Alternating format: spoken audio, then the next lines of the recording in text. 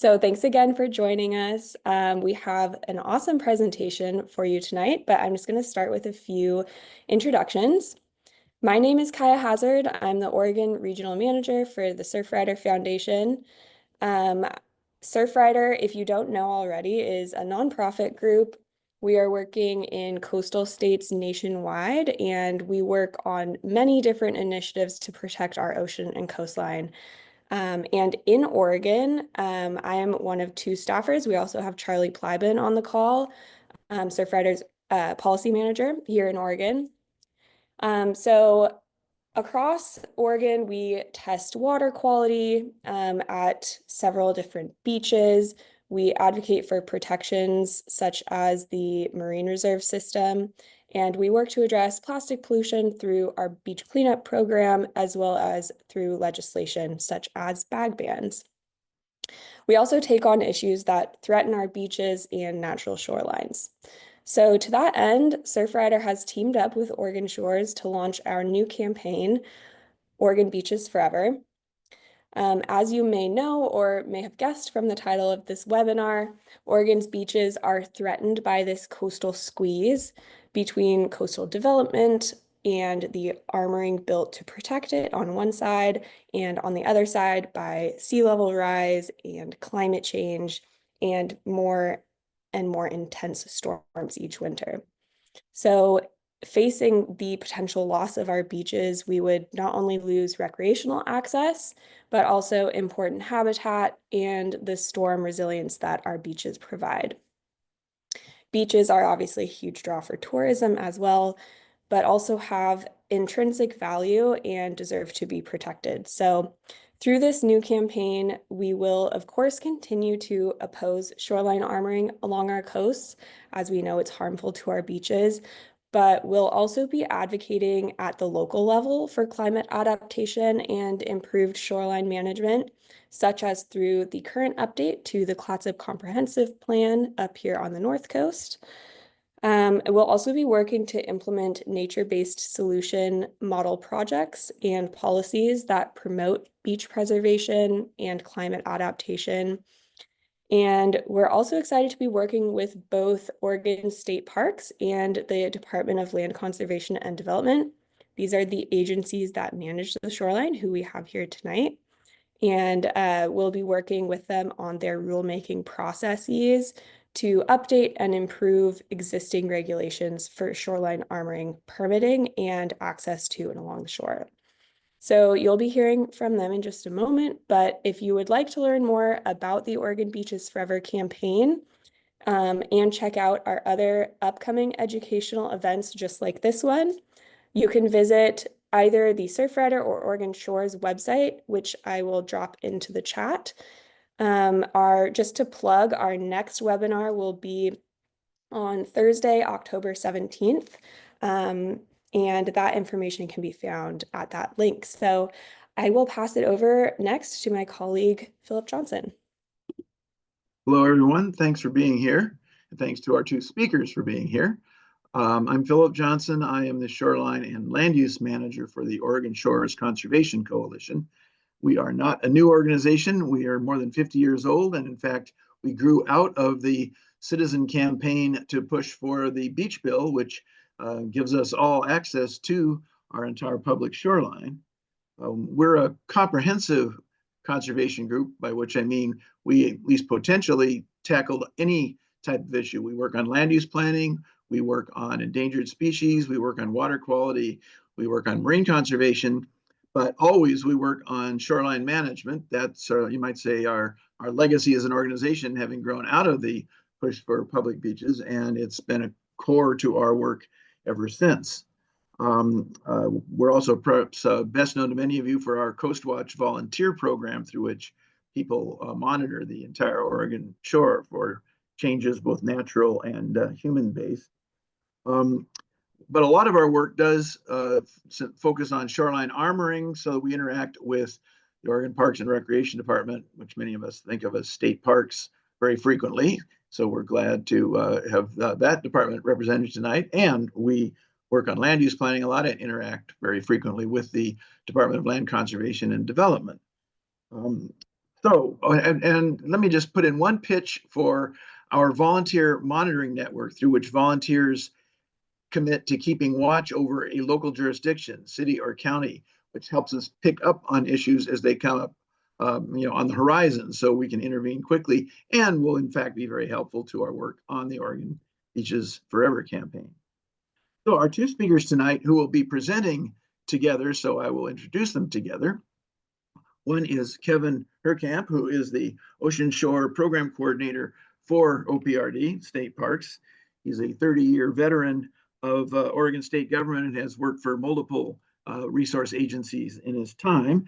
In his current role, he's been working to improve the ocean shore permitting process and to strengthen the department's work in protecting the shore. And of course, we're cheering on those activities. And Rhiannon Bezor, who is the Coastal Shores Specialist for the Oregon Coastal Management Program, which is housed within the Department of Land Conservation and Development. She works with coastal communities on land management issues and works on climate resilience strategies. I introduce a lot of speakers in my role, and every once in a while that affords me a particular pleasure to be able to call out a person with a distinguished scientific background who's doing great work on public interest and call them out as a slug. But Rhiannon is in fact a banana slug. Her undergraduate and master's degree are from my alma mater, the University of California at Santa Cruz. So I take a particular pride in that. And then she went on to get her PhD at the University of Melbourne. Before coming to Oregon, she worked with Virginia Sea Grant and at Texas A&M University, but she's here with us tonight. So Kevin and Rhiannon, take it away. Thank you. I will go ahead and start sharing my screen and we can get started on this. Bear with me here.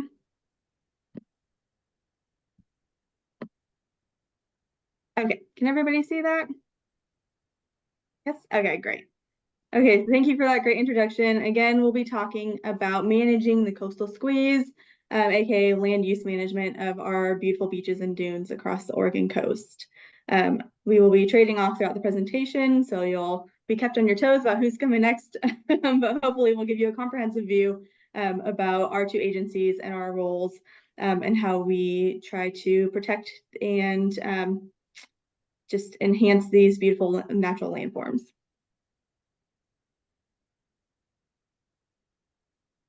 All right. Good evening, everyone. Philip, thank you for that introduction, and I appreciate Charlie and Philip the opportunity to come and present. So Oregon's ocean shore and coastal reaches kind of have an extensive history. I mean, going really almost back to statehood, but just kind of giving you a brief history of the ocean shore in particular. One of the first kind of significant headways was right around 1900. In fact, 1913, some of you may have understood that the beaches are a state highway, and that was when it was first designated. There was prior to that, Clatsop County beaches, the wet sands were designated as a state highway, and 1930 that was extended along the entire coast. But that was only the wet sands. Later on in 65, then the term was changed from state highway to the state recreation area. And that was part of the intent of changing that to more of a public use, public recreational benefit. And then 1966, that all kind of changed. And there was a challenge that came out of Cannon Beach where a motel basically blocked off the beach with driftwood and said this is a private beach.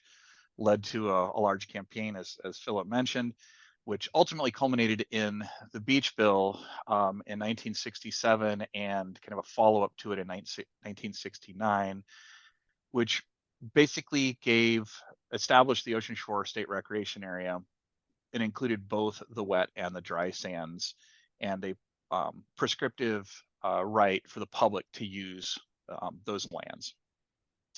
It specifically established that up to the statutory vegetation line. And then throughout the years, we had Goal 18 come in through our statewide planning goals, and Rhiannon's going to talk a lot about that today. We also at one time actually had dual jurisdiction on the ocean shore with Department of State Lands, but that had some gaps in regulations. And so in 1999, the Department of State Lands program was rolled into the State Parks program. And that is what established the Ocean Shore State Recreation Area to have either the statutory vegetation line or the line of existing upland vegetation as being the boundary for that, for the state recreation area. Go ahead, Rhiannon.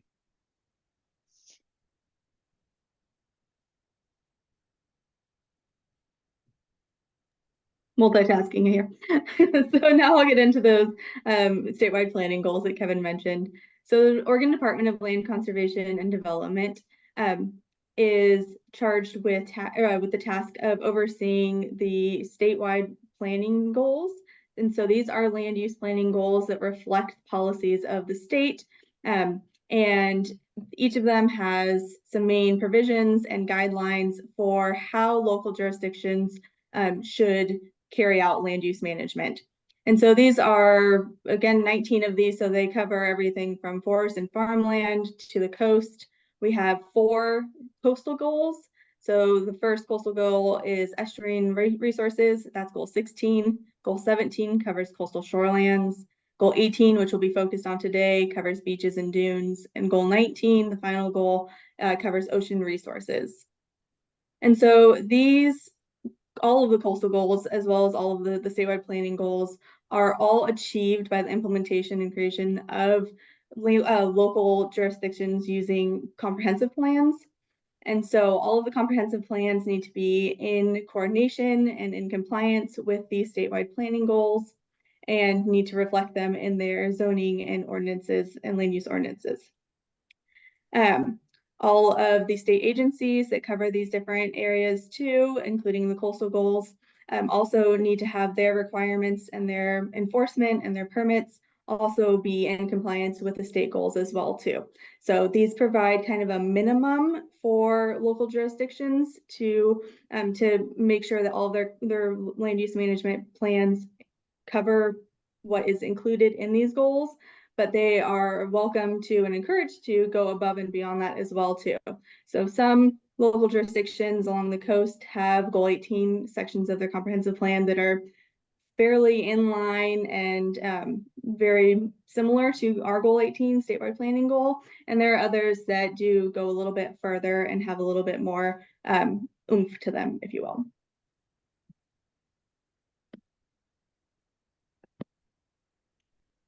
So statewide planning goal 18 again covers beaches and dunes.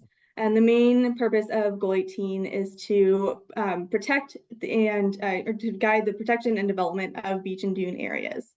So some of the main provisions of goal 18 are that all local jurisdictions need to have an inventory of beach and dune areas.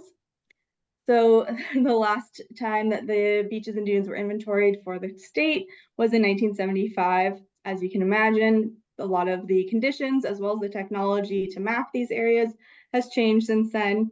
And so we have partnered with the Department of Geologic and Mineral Industries, so GAMI, to update these maps, which you can see on the right.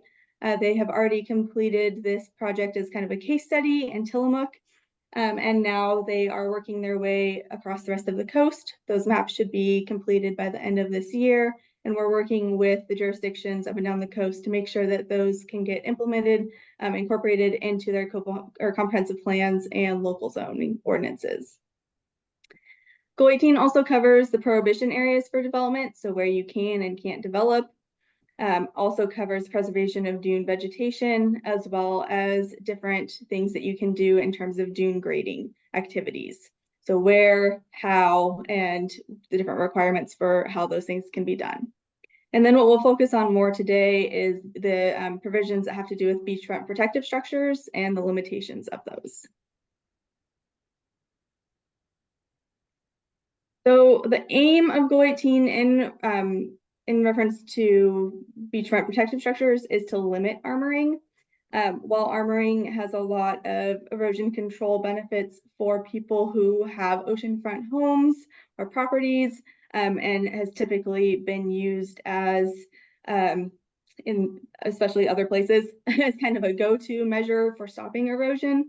as we'll learn later on, there are also a lot of cons to armoring. And so Goal 18 really tries to limit how and where these armoring structures can be put in.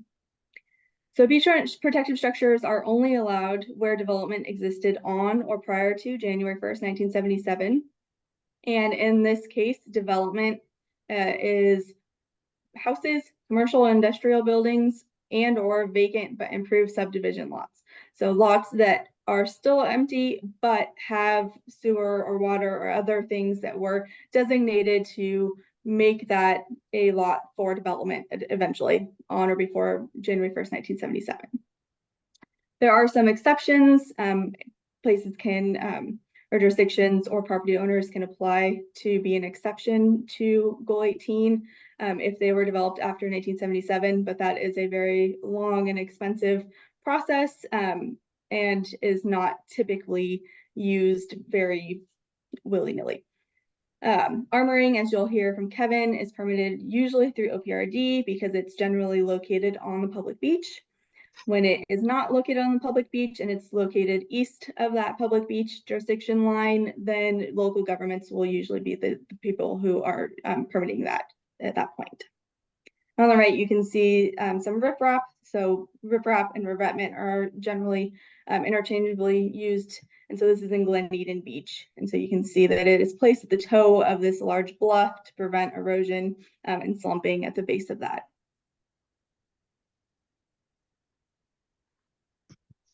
All right, so with the statewide planning goals, OPRD is, as part of the state agencies that implements the state planning goals, we do look at Goal 18 in compliance with the other statewide planning goals. However, that Goal 18 eligibility is only one piece of the larger puzzle. And it's really, as you'll see a little bit later, it allows you the opportunity to utilize hardened structures, but it's really that one piece, right? And so that's something that as we're going through our permitting on that we're looking at is how does that fit in?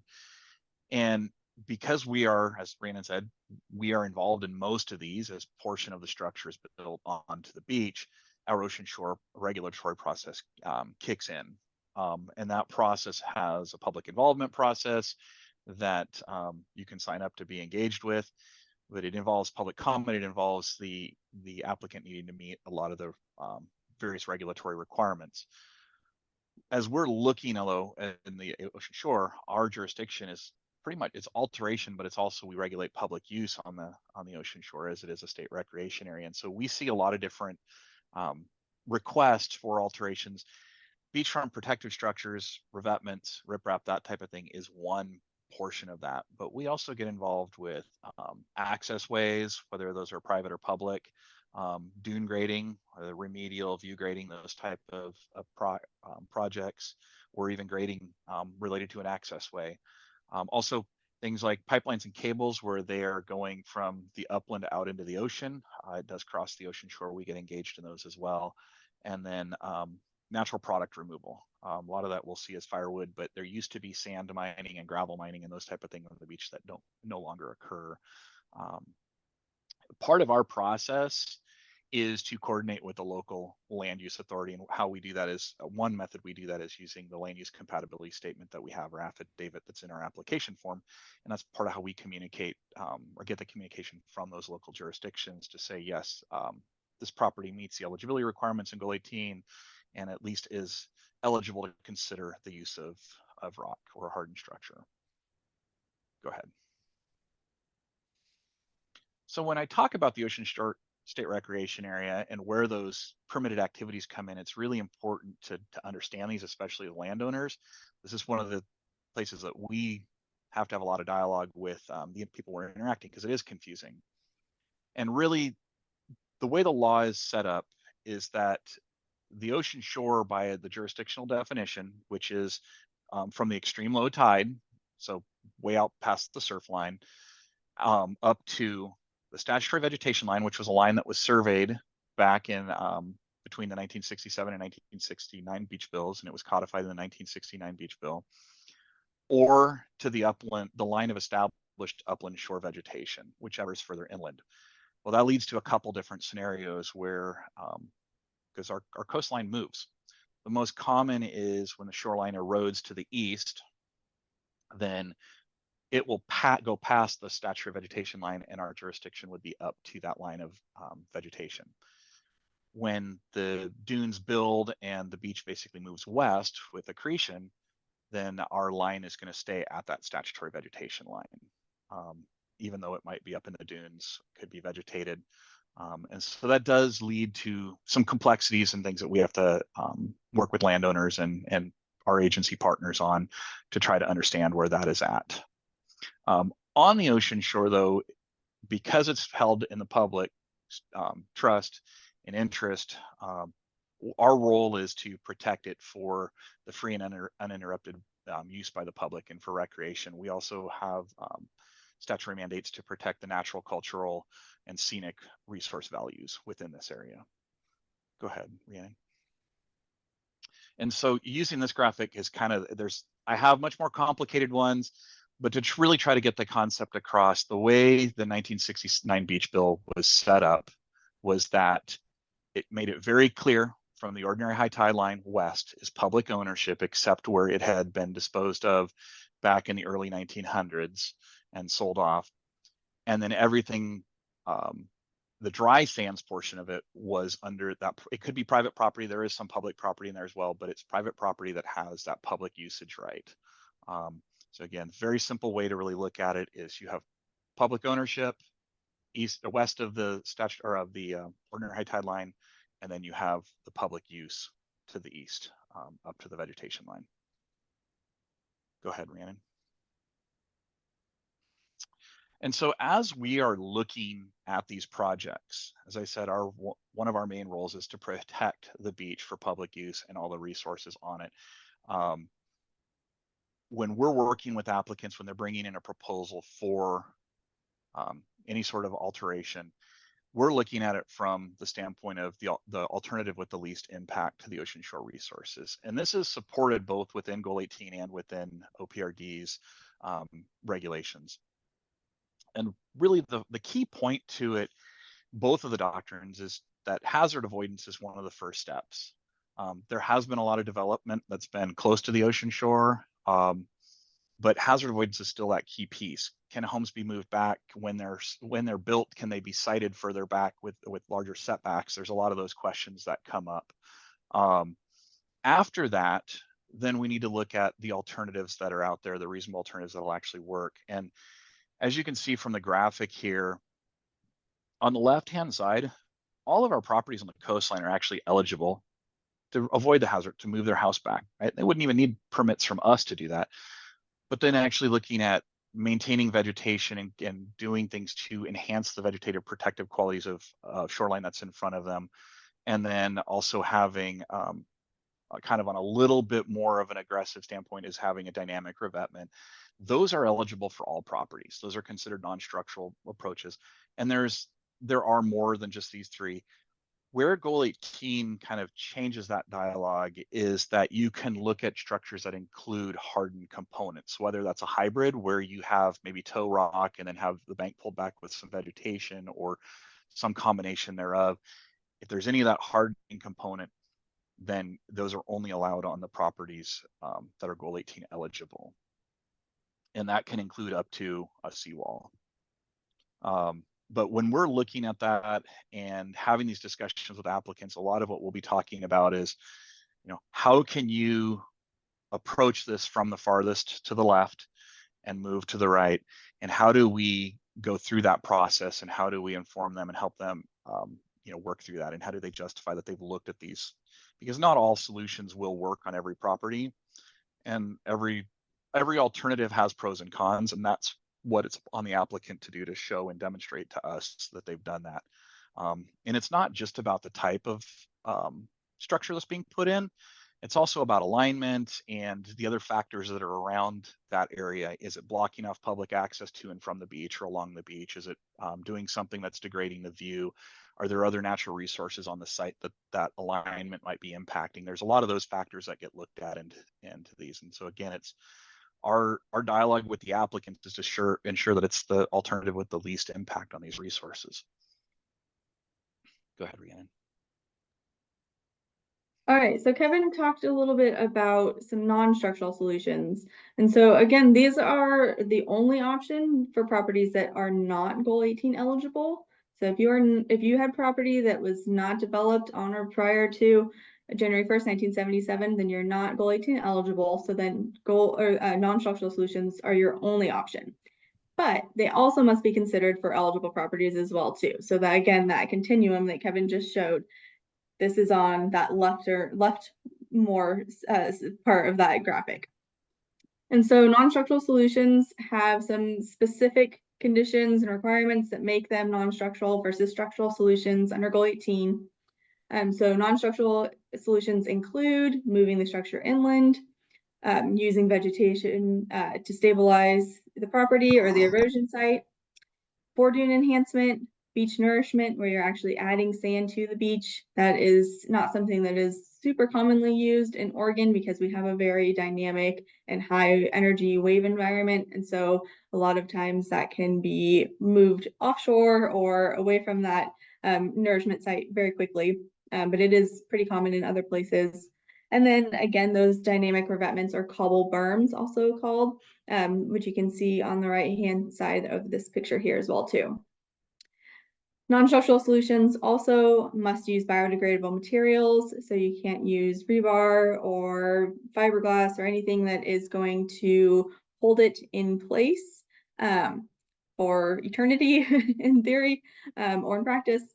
They're supposed to not be designed to reflect wave energy, so it's supposed to mimic a more natural environment.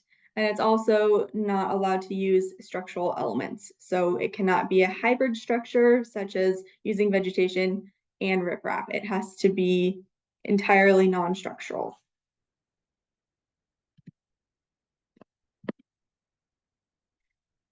So we'll just take a closer look at a couple of these non-structural solutions that we see commonly in other places as well as in Oregon. Vegetative stabilization. So this usually uses biodegradable jute or other fiber cords that are used to stabilize the eroding slope while those plants are getting established, so that they have something to kind of root into and grab onto, so they're not blown away or go downhill with the erosion as well.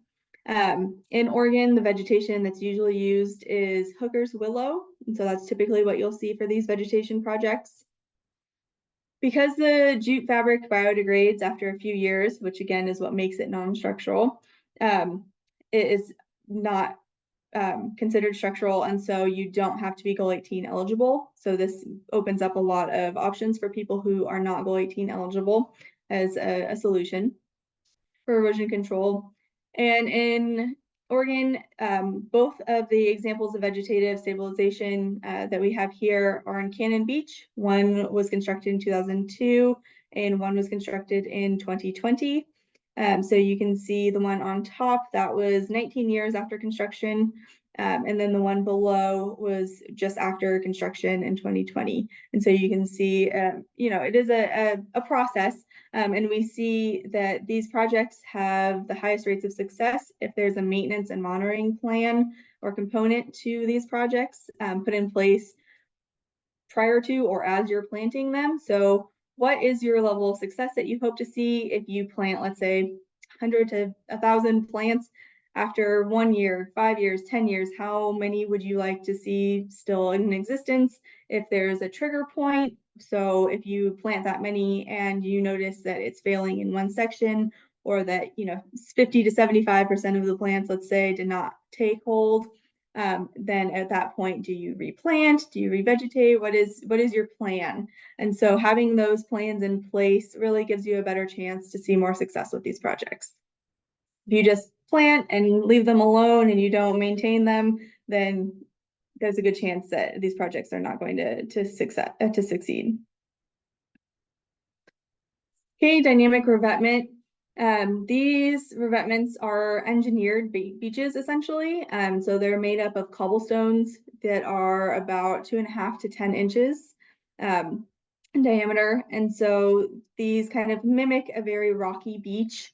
They also add a lot of protection, and you can control kind of the slope of them. They do move over time, which does make them non-structural solutions.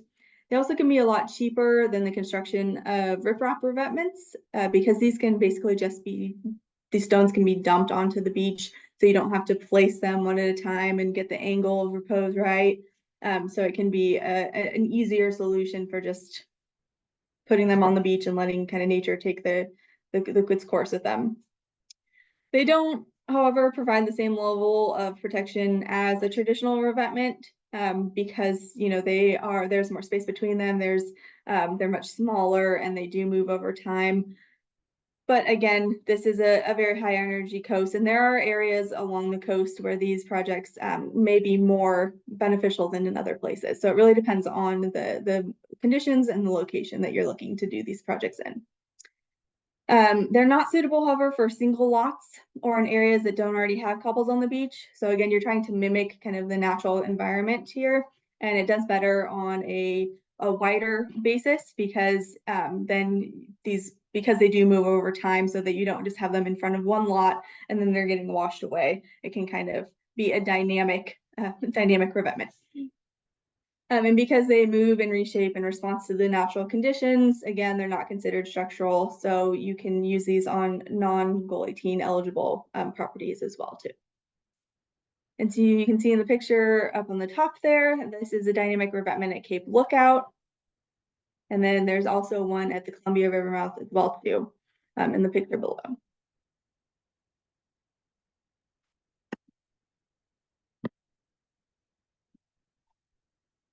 I'm not sure why it's not. There we go. And this one is still me. All right, so shoreline armoring cons. We mentioned this at the very beginning. Again, shoreline armoring is designed to add a lot of protection from erosion for property owners along the ocean front, and it can do a great job at that. But there are also a lot of cons involved in building these structures, both in the short term and the long term. So this is not an exhaustive list by any means, but some of the things that we typically see as cons. Because a lot of these structures are quite large and they do stick out quite far onto the beach, onto the public beach, it can limit access in the north-south direction, especially during high tides, and very much so during winter and king tides when you see water levels really close up to some of these structures. And so you have kind of an islanding effect where if you enter the beach on one side of it, you may not be able to safely get around it or get around it at all to go further down the beach. It also alters the landscape and it breaks the link between the terrestrial and aquatic ecosystems. Again, these aren't natural structures. We're putting them in place to control natural and stop, in some cases, natural processes. And so it really disrupts not only things like habitat, if we have snowy plovers, that may be something to consider there, or things like disrupting the sand sediment supply, because you're essentially blocking off the waves from eroding the cliffs, which normally adds more sand into the system. So by cutting that off, you're then limiting sand supply, which can lead to further beach narrowing. There are also aesthetic impacts as well too. People usually go to the beach to enjoy a very natural environment, and seeing a seawall or a very large riprap revetment is not always what you want to go to the beach to see. You want to see, sand and the waves and be able to walk along the sand. So it does have an aesthetic impact as well too.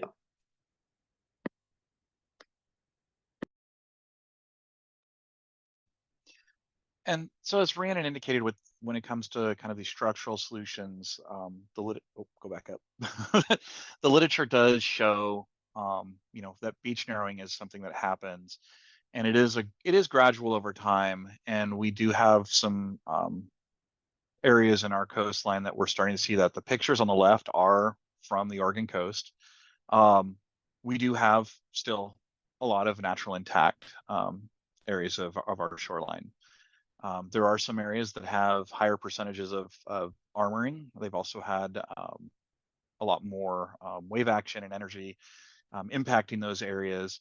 And part of that is kind of this bigger issue that we're dealing with on the Oregon's coast, which is the frequency and duration and intensity of storms, as well as sea level rise. And then it's interacting with this development. And so over time, that'll compound this kind of transition that happens from a natural beach to one where you may have beach loss. And that photo in the bottom left is an area on the coast during kind of a little bit higher but moderate tide, and you can see how during that time period there is effectively no beach, where some of our areas, even at a higher tide, you can get into those. And we do naturally have areas where at high tide you can't be on the beach. So there is a balance that's going to have to be had as we move forward and look at things, because we have predictions that are out there. We have models that are being developed. There's a lot of work groups out there between our academic partners and with some of the partners up and down the Pacific coast. So Oregon isn't looking at this alone. But we're still really early on in trying to identify these and how do you address it? Because really, go ahead, Rhiannon. Because really what it comes down to is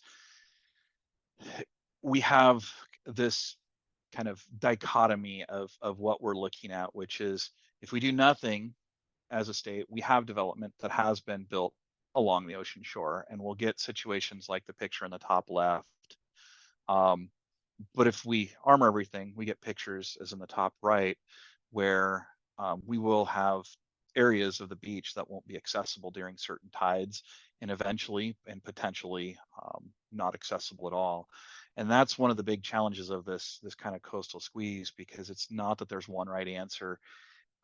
We're relying on the research that's out there. We're trying to work with our partners to look at and investigate some of these options, so that hopefully as a state we can start making these decisions and at least having an informed discussion about what our future looks like. Go ahead, Rhiannon. Because really, when we look ahead, I mean, we have really great science. We have a lot of historical information. The scientists are looking at a lot of the sea level rise, the storm tracks, the areas of chronic erosion and episodic erosions, and the mechanisms for that, are sand budgets. There's a lot of that information that's being worked on. But when we look back, these two top photos are from the 1920s, 30s or so. And if you notice, these are bare sand spits. They were effectively fairly natural at that time. Yes, 101's in the picture. But if you look at the bottom two, same locations in 2024, there's subdivisions, there's invasive beach grass, there's shore pines, there's Scotch broom, and there's a state park in one of these. There's a lot of different things that I don't think the people 100 years prior probably knew that this would look like that. And I think that's the same challenge we have today, is we need to take the science, we need to look at what we know today, but none of us really have the answer, but we need to try to see what's out there, but we're not going to know what this is going to look like in 100 years. It's just something that we can hope and we can try to do the best.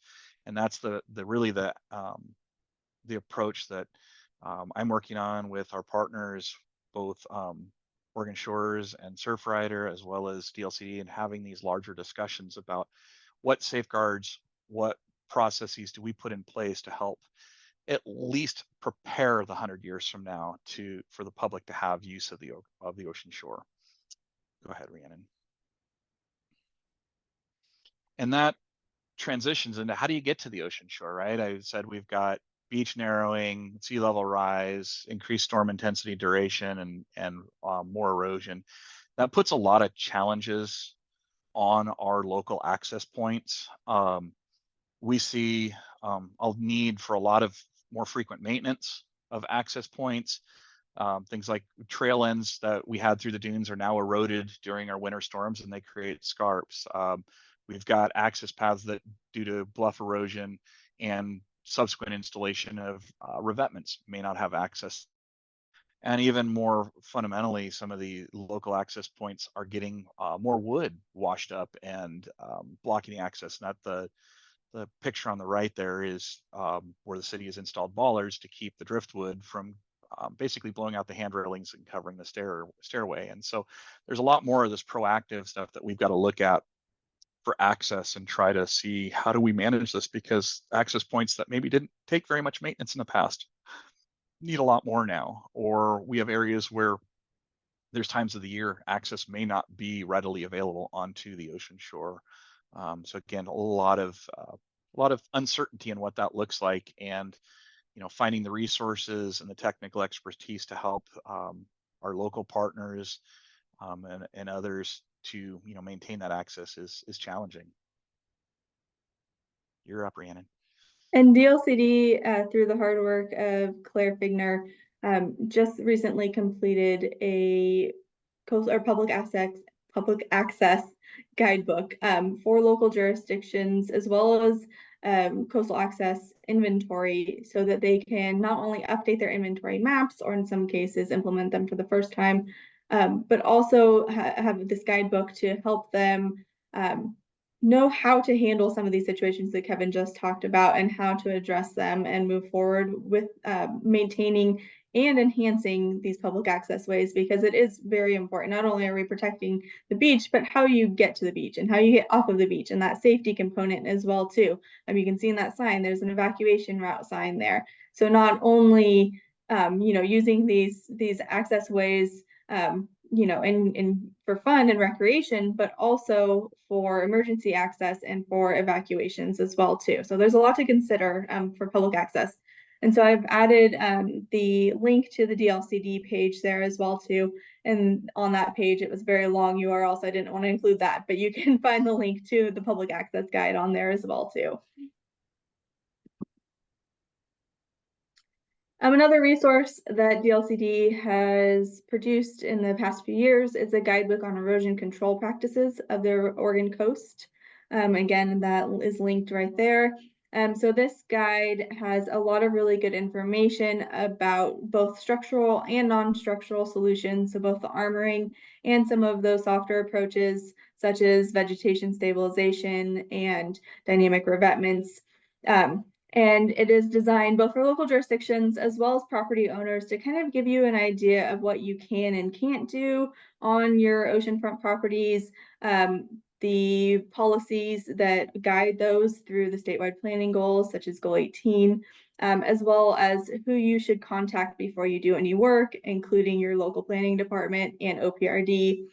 So that everybody is working in coordination and collaboration, and that nothing is being done on our Oregon shores that are either putting the public beaches at risk or putting the property owners at risk from being, in violation of any of those policies.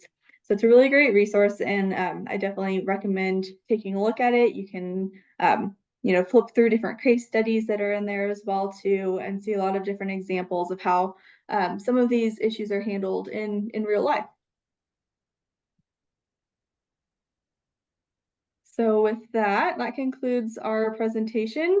Thank you, and I think we will have plenty of time for questions. But Kevin, if you want to say something. Well, yeah, and so one of the things that Rhiannon and I wanted to leave you with is kind of things you can do to get involved. And Yes. so I kind of want to set it in context too. So with OPRD, I've been here for about 2.5 years, and right around that point in time was when our agency was able to kind of had an opportunity post-COVID to kind of move some staffing around, and has put an emphasis back on the ocean shore. And just so people know, because you probably see them out there, we used to have at one point 1 beach ranger for the entire coast. We then had off and on have had up to 3. We currently have 10 beach rangers. Now the coastline's 362 miles, but at least we have a dedicated beach ranger for each of our districts now. It's not a resource we had in the past. As well as on the permitting team, we had 1 staff for the last, I think it was decade. The most staff we've had is 2. We currently have 5 of us working in the program. We've got a Sea Grant fellow, our natural resource specialist, and 3 of us in the permitting. My role in particular is looking at program development and coordination with our partners. And so there is an emphasis on that. So what that means for you all is hopefully sometime over the next year or so, we will be opening up our public process for rulemaking. That hasn't started yet. It's just on the radar, but that's something that you can you can look out for. There is a place to actually sign up on our website under if you go onto the OPRD website on the main page under the rulemaking, there's a place to sign up if you want to get on the interested parties list. But also more actively, we have our permits when they're out for review are on our website. You can also sign up to be on our mailing list, our interested party list for any ocean shore alteration permit. We do welcome any public comment. What we do like to recommend to people is we sometimes see rhetoric on comments. What really helps us out is when your comments are tied back to our rules or one of our review standards. What I mean by that is saying something like, we don't like riprap versus here's why the project doesn't meet the rules, that type of thing. And I believe, I can't remember if it was Surfrider or Oregon Shores, one of you I think actually had a presentation on that at one point in time on how to kind of write a good public comment. Be something that definitely recommend you're looking at if you're going to put those comments in, because it'll mean the time you take and the energy you put into that will have the most meaning. I would also say that same thing on local permits. Keep an eye out what's there and comment. And then as far as OPRD also, not on the near term, but in the horizon, we will probably be looking at doing some updates to our ocean shore management plans, those type of things. So again, there's ways that you can get involved into the future. Nothing solid on that we can that we're ready to move on, but just things to keep keep your eye out for, so that you can get engaged when we're ready to hear from you all, and a way to have your voice heard. Thanks, Kevin. And that's a good reminder too. As I said before, all these statewide planning goals and land use management in general is carried out and achieved through local comprehensive plans. And so when these comprehensive plans are updated, or there are, local planning commission meetings that are open to the public, that's a really good chance to get your voice heard as well too. In addition to, like Kevin said, specific projects. So there are multiple scales that you can get your voice heard on. And utilize our resources, and really get a good idea of what these planning goals and permitting requirements cover, so that when you do voice your opinion, you have some of that to back it up as well too, because like Kevin said, that can help a lot to make sure that what you're trying to get across is conveyed well. Awesome. Well, thank you so much, Kevin and Rhiannon. That was awesome. We have a couple of questions. The first one is from Michael Allen. He wants to know what dune vegetation is preserved and what is removed as invasive. Do you want to take that one, Rhiannon, or do you want me? You can, in terms of permitting, if you'd like to. I can. Yeah. So generally speaking, vegetation is protected in the beaches and dunes and ocean shore. The question kind of, I also say, will depend. We have a lot of natural resource partners that are doing restoration work, whether that's Forest Service, some of the natural resource agencies that are out there, and some of that maybe focus on like snowy plover habitat restoration. And a lot of times that will remove beach in preference for that open sand area.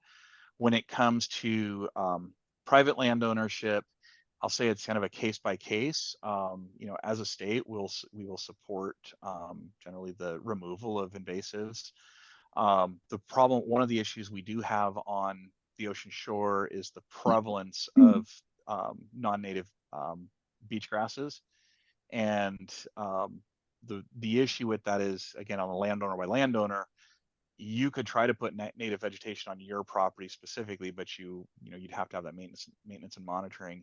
Really, it's kind of scale wide because it is coast wide, and so there's no real active efforts to remove it. Partly because that plant got established and then development happened. If you remember those photos I showed earlier of those bare sand spits, they weren't being developed at the time because that sand was moving so much. Once those got vegetation on them, they were viewed as stable and started being built on. And so we have this issue that if you potentially remove that vegetation, then you're either dealing with sand inundation of the homes or you're dealing with wave inundation of the homes as that sand potentially erodes. It's a fairly complex answer. I know it's a relatively simple question, but really there's no holistic answer out there. Unless it's a restoration or a specific restoration project, there really isn't kind of a plan for removal or replacement with natives. And there's a project that Kevin and I have been part of as well too, with OSU and a number of other state agencies and researchers to try and create a guidebook for vegetation for coastal environments, including beaches and dunes. And so we're working on pulling that together as a group because, like Kevin said, a lot of the vegetation is not native, but by necessity, it is doing its job, and we would rather have some vegetation in those cases for the beach, the dune grasses, than no vegetation. Goal 18 does require the preservation of vegetation. It does not really touch on invasive versus native species. And we would rather have some sort of vegetation to stabilize that than not. And if the vegetation is removed, then we do require it to be replanted in a lot of cases. So, ideally we would have nurseries that would have native species ready to be bought and planted. That's not really the case along the Oregon coast. And so it's just kind of a matter of feasibility that in a lot of cases people do use these non-native beach and dune grasses. And to add to that, there's a separate effort through NRCS and the universities to actually pursue or investigate how to make some of these plants commercially available. And part of the purpose of this guidebook, and kind of in coordination with those, is informing landowners what's available and what they can use, which hopefully can also drive a market to have more of these available. But it's also learning what criteria are needed to make it successful, right? And so there's a lot of that going on right now. And hopefully here in the next year we'll have a dune vegetation or beach and dune vegetation guidebook that has a lot of that information in it, partnered with OSU Extension. They're looking at being the actual author of it. But yeah, it should be a pretty great resource, and hopefully over the next few years we will have more ability to bring in some native plants and ask for those in some of our permitted projects and that type of thing. But yeah, currently it's very difficult to ask somebody to acquire native plants when there are no native plants able to be acquired that will actually survive in the dunal system, or very few commercially available native plants. Great, thank you. Paul has a question. Can you both see the Q&A box? Yeah, thank you. Paul has a question about sea level rise and if it has changed county regulations with regard to the sale of lots. So we've been working really diligently. So when counties and cities are updating their comprehensive plans, that's really our opportunity to encourage them to consider sea level rise in a lot of those planning regulations and codes, as well as other climate change factors as well too. Right now, Clatsop County is working on updating their goals 16, 17, and 18 sections of their comprehensive plan. And so Kevin and I, as well as Surfrider and Oregon Shores, have all been part of those advisory committee meetings, really to encourage them to consider sea level rise. And so no, it has not changed the regulations, but it is something that we are trying to get people to consider a lot more. So it's an ongoing process.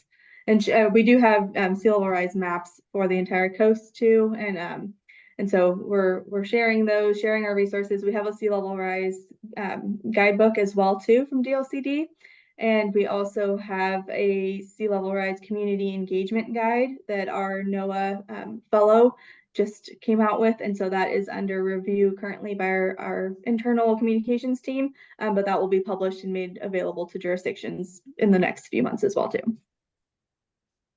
And I would add to that, at least from the OPRD standpoint, we're, as Brianna said, with like the Clatsop County, we're having dialogues with the local planning departments about their setbacks.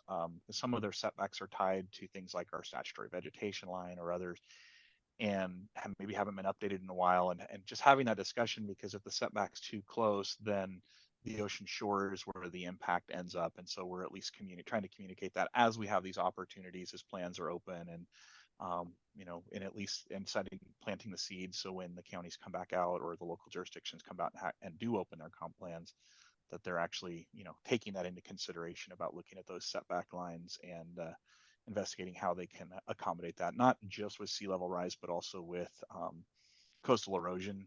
As I mentioned earlier, there is more research and more data that's starting to come out that's helping improve some of the knowledge about localized erosion rates and some of those types of things.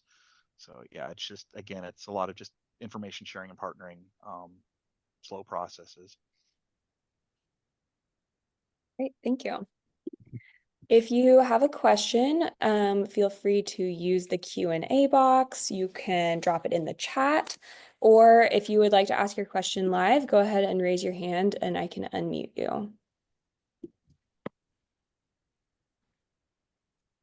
While we're waiting to see if there's any additional questions, let me just put in another plug for our next webinar, which is coming up October 17th and features Gary Griggs, who's a professor at the University of California at Santa Cruz, so another banana slug, who's a internationally known expert on coastal erosion around the world, but we'll be focusing on erosion here on the West Coast and what we can do, whatever the limited options are. So that's at 6 p.m. on October 17th. You can get you can register through either Surfrider or Oregon Shores websites.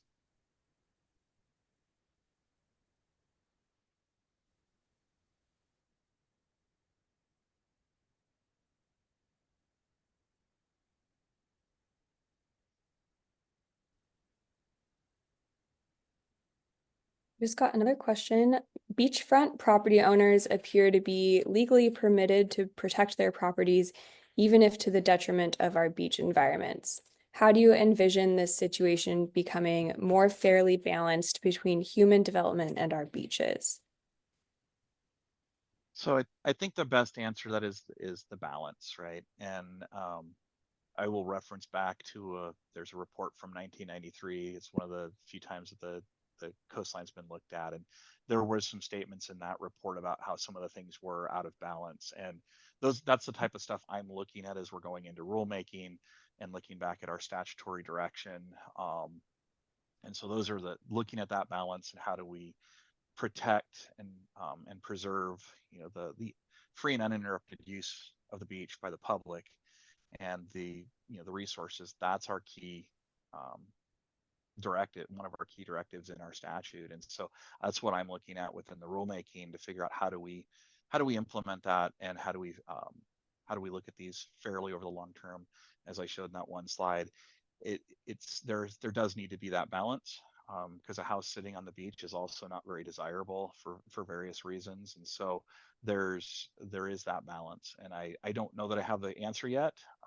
We're working on some things internally to kind of look at what some of the options and ideas are, and then we'll hoping to hold some town halls, do something to get some public feedback, and then also during our public rulemaking, once that's open, to really kind of see what's out there. But yeah, it's not an easy question to answer, and I don't know that anybody has the kind of the perfect silver bullet to answer that.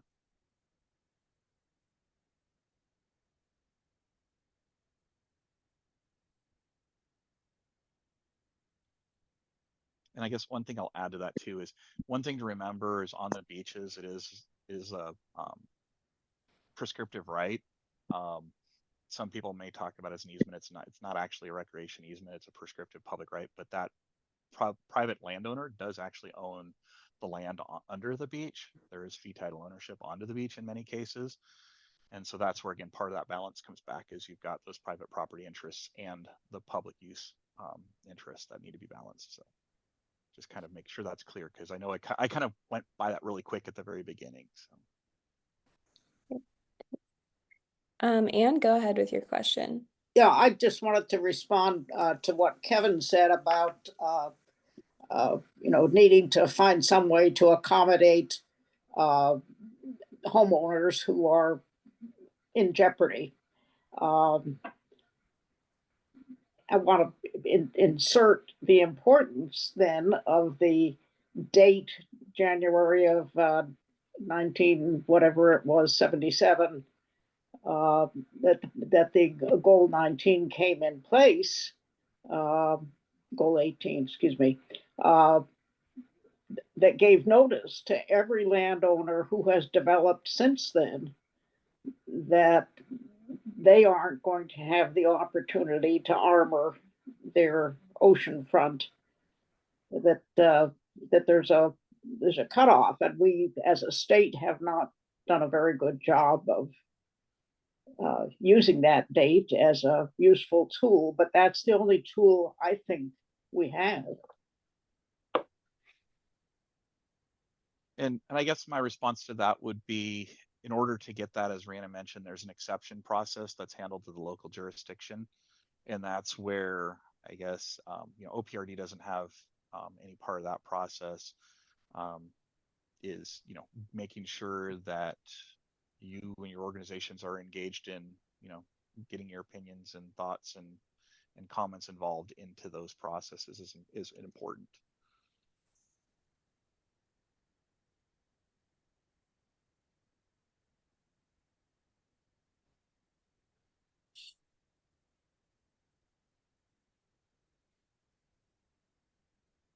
Great. Thanks, Anne.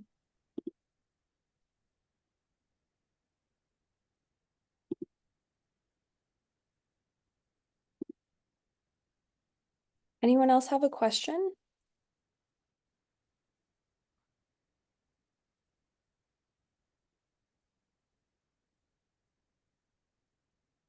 Yeah, Charlie, go ahead. Yeah, thanks guys for the presentation. That was great. I'm curious if either of you have really discussed within the policy circles, whether at the state or at the local level, real estate disclosure. We've seen some laws in some other states, and a lot of discussions around, helping to provide better information for property owners before the sale. And so I'm just curious if you guys have talked about that at all, or you see that at all in any of the discussions with comprehensive plans at the local level. So the one thing I guess I'll provide you on that one, Charlie, is in 1994, there was some recommendations from the, Natural Hazards work group, I believe, is, or Coastal Natural Hazards work group. And one of the recommendations included effectively a real estate disclosure like that. As I understand it, there's been a couple of attempts to do that that have failed. But I guess I'd recommend you go back and take a look at that. A lot of the recommendations in there are still, from my perspective, are still fairly valid. It was the last time that anybody really kind of fully comprehensively looked at some of these policies. There's been work groups that have looked at elements of it after that, but again, it's one of those that I'm familiar with. I'm not familiar with of any specific recommendation that's come out after that I've found record of. Doesn't mean there's not something, but that's one I've been looking at, and I do think there is some merit in looking at that. And again, and if you need a copy of that document, I can always share that with you, Charlie. And one way that we've been trying to, sorry. No, one way that we've been trying to get around that as well too is to provide resources for oceanfront property owners. And so we do have a beach and dune brochure that we are also getting ready to publish. It's also under review. We have a new comms team, so everything is going through the comms team now. So that we can send that out either to the local jurisdictions to make sure that they can provide that to oceanfront property owners. We can also give it to OPRD if they need to send out a notice of violation or include it in their permitting packaging somehow. And so we have that. We have some online resources as well too. So in addition to that brochure, we have some story maps that are available that kind of walk not only local jurisdictions, but also property owners and anyone else who's interested in these issues through some Goal 18 kind of background info, what you can and can't do, who to contact if you do want to do anything, and also some really helpful vegetation information on there as well too. So we do have some resources that are in the works since we don't have those quite ready to go, like Kevin said.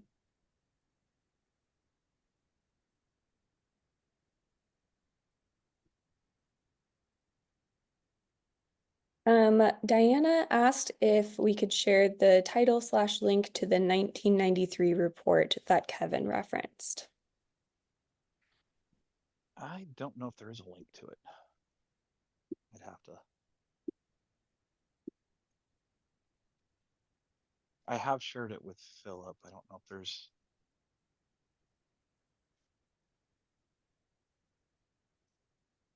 Yeah, We could I don't potentially have a send it link. to Surfrider and Oregon Shores after this, and maybe you can make it available somehow. Yeah, I'd be Yeah. glad to do that. If you want to contact either me at Philip with 2 L's at oregonshores.org, I'll be glad to share that.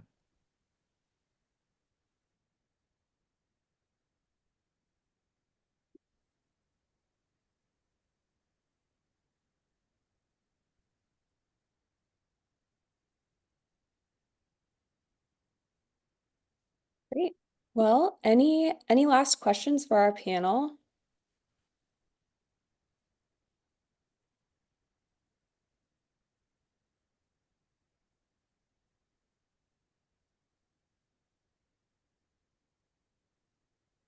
It doesn't look like it. So thanks again, Kevin and Rhiannon, for a great presentation. This recording will be available on the Oregon Shores and Surfrider YouTube channels, and I'll also send out the recording to everyone who was registered. So that will be accessible that way, and we'll see if we can get that link to the report to send out as well. So thank you all for coming. And we hope to see you at the next webinar on October 17th. Thanks so much. Thank you all, and thank you for hosting us.